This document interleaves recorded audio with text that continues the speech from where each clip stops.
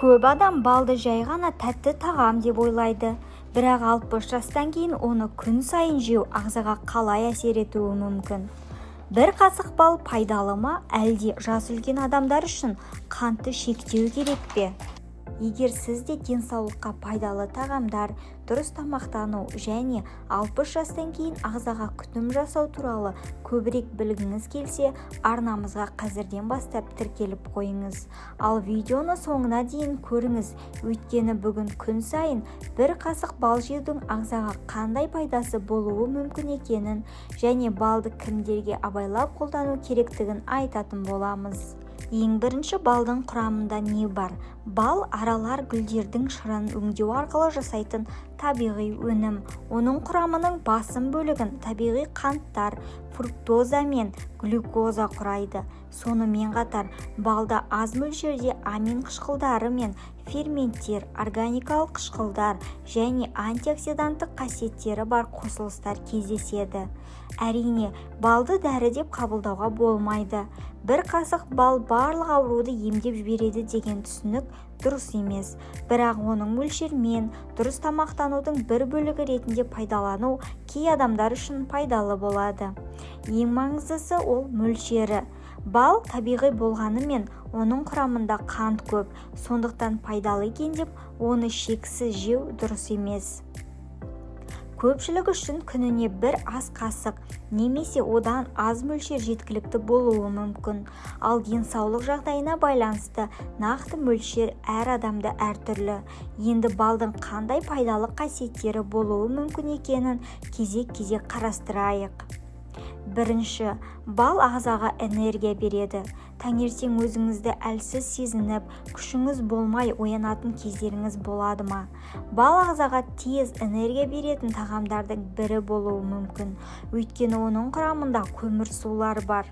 Көмірсулар ағзаның негізгі энергия көздерінің бірі. Сондықтан кейбір адамдар таңғы асқа аз мөлшерде бал қосады. Мысалы, сұлы ботқасына, табиғи йогуртқа немесе сүзбеге бір шай қасық бал қосуға болады. Бұл әсіресе тәттіге деген құмарлықты бақылауға көмектесуі мүмкін. Өйткені кәдімгі қант қосылған десерттің орнына аз мөлшерде бал қолдану кей адамдарға тәттіні азайтуға ыңғайлы. Бірақ мұнда маңызды бір нәрсені есте сақтаңыз. Балда қанттың көзі. Сондықтан күніне бірнеше қасық бал жеп, оның үстіне тәтті шай, кәмпит, торт және печенье жеу пайдалы әдетке жатпайды.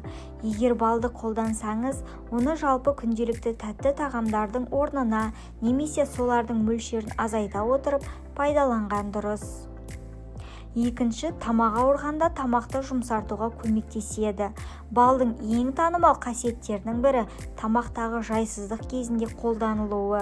Жылы сусынға аз мөлшерде бал қосу тамақты жұмсартып, жөтел кезінде жайлылық сезімін беруі мүмкін.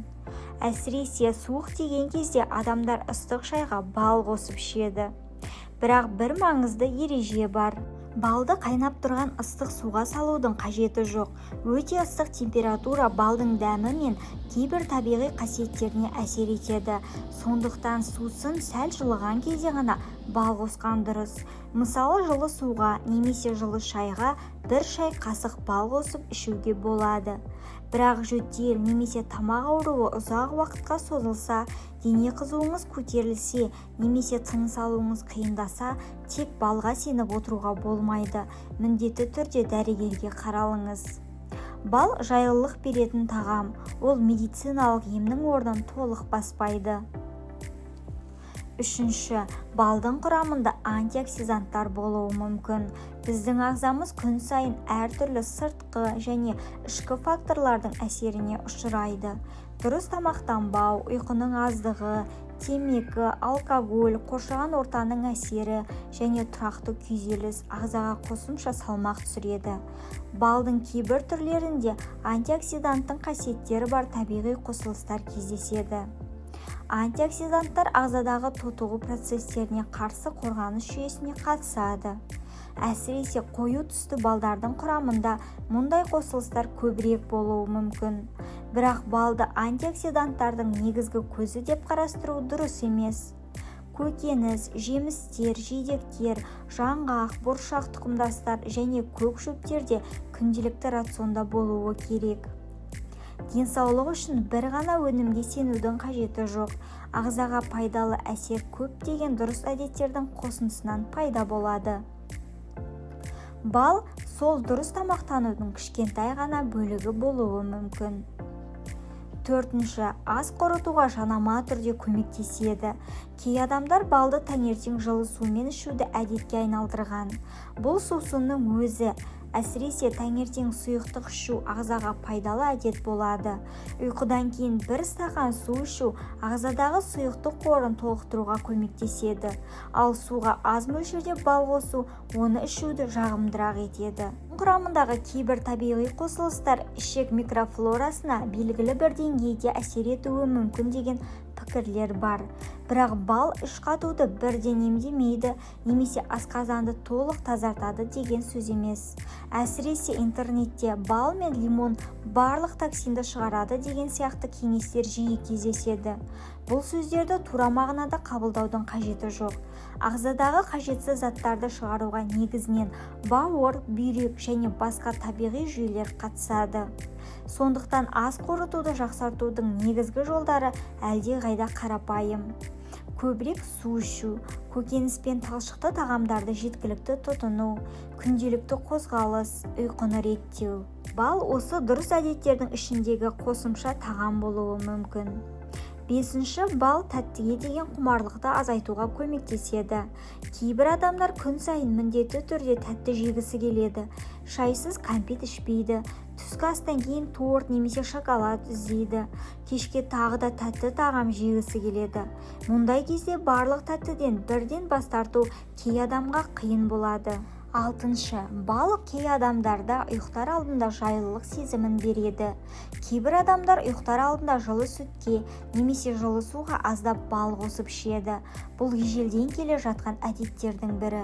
Жылы сусынның өзі адамды босаңсытып, ұйқыға дайындалуға көмектеседі.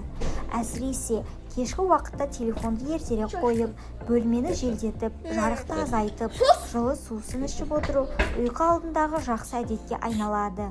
Бірақ балдың өзі ұйқысыздықты емдейді деп айта алмаймыз. Егер сіз бірнеше апта бойы дұрыс ұйықтай алмай жүрсеңіз, түнде жиі оянсаңыз, немесе күндіз қатты шаршап жүрсеңіз, оның себебін анықтау маңызды. Ұйқы мәселесінің себептері әртүрлі болуы мүмкін. Ал бал қосылған жылы сусын тек ұйқы алдындағы жағымды рәсім ғана. Ал келесі, бал жаттығудан кейін энергияны толықтыруға көмектеседі. Егер сіз жаяу көп жүрсеңіз, бау-бақшада жұмыс істесеңіз, немесе жеңіл спортпен айналыссаңыз, ағзаға энергия қажет. Бал құрамындағы көмірсулардың арқасында энергия көзі бола алады. Мысалы, табиғи йогуртқа, ботқаға, жеміске аздап бал қосуға болады. Бірақ 60 жастан кейін әсіресе ақуызды да ұмытпау қажет. Жас ұлғайған сайын бұлшық ет массасын сақтау өзекті мәселеге айналады. Сондықтан тамақтануда жұмыртқа, балық, тауық еті, сүзбе, айран және басқа да ақуыз көздері жеткілікті болуы керек. Тек бал мен шай ішіп күш жинау жеткіліксіз. Ағзаға теңгерімді тамақ қажет. Келесі, терінің саулығына дұрыс тамақтану әсер етеді. Көп адам балды тереге пайдалы деп айтады. Балдың құрамында антиоксиданттық қасиеті бар заттар кездесетіндіктен, жалпы дұрыс тамақтанудың құрамында оның өз орны болуы керек.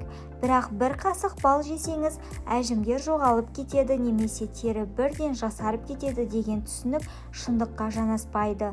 Терінің жағдайына көптеген факторлар әсер етеді. Су ішу, ұйқы, күн сәулесінен қорғану, темекі шекпеу, теңгерімді тамақтану, ақуызбен пайдалы майларды жеткілікті тұтыну, теріні дұрыс күту. Сондықтан балды ғажайып косметикалық дәрі емес, пайдалы рационның кішкентай бөлігі ретінде қарастырған дұрыс. Келесі, балды таңертең қалай жеуге болады? Егер сіз балды күнделікті рационға қосқыңыз келсе, бірнеше қарапайым нұсқа бар. Бірінші нұсқа, таңғы асқа сұлу ботқасына 1 шай қасық бал қосыңыз. Үстіне банан, алма немесе жидектерді қосуға да болады. Екінші нұсқа табиғи йогуртпен жеу.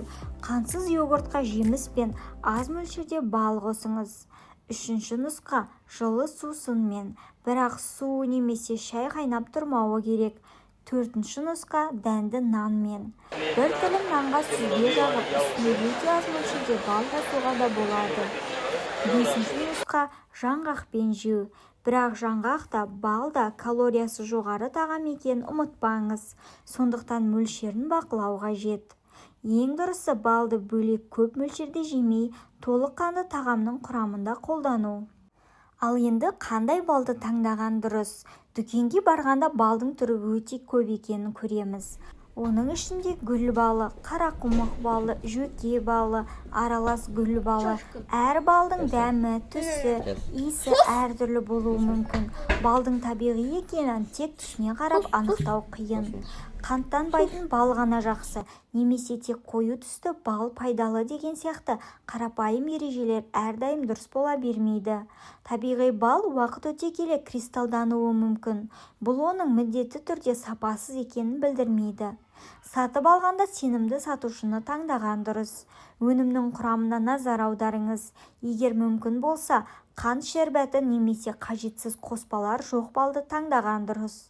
Ең маңыздысы, балдың сапасы ғана емес, оны қанша мөлшерде жейтініңіз де маңызды. Қымбат балды көп мөлшерде жеу пайдалы деген сөз емес, қарапайым табиғи балдың аз мөлшері де жеткілікті. Балды қалай дұрыс сақтау керек? Балдың қасиеттерін сақтау үшін оны дұрыс сақтау қажет. Кейде күн сәулесінің астында қалдырмаңыз, өте ыстық жерге де қоймаңыз. Қақпағын жақсылап жабыңыз. Таза және құрғақ қасық қолданыңыз. Балдың түсі немесе қоюлығы уақыт өте келе өзгереді. Кейбір балдар кристалданады. Бұл көп жағдайда қалыпты табиғи процесс болуы мүмкін. Егер балды сұйылту керек болса, оны қатты қыздырудың қажеті жоқ. Өте жоғары температура өнімнің кейбір қасиеттеріне әсер етеді. Егер бұл ақпарат сізге пайдалы болса, видеоға лайк басып, арнамызға тіркелуді ұмытпаңыз. Келесі видеоларда денсаулыққа пайдалы тағамдар және 60 жастан кейін ағзада болатын өзгерістер туралы тағы да қызықты ақпараттармен бөлісетін боламыз. Дендеріңізге саулық тілеймін.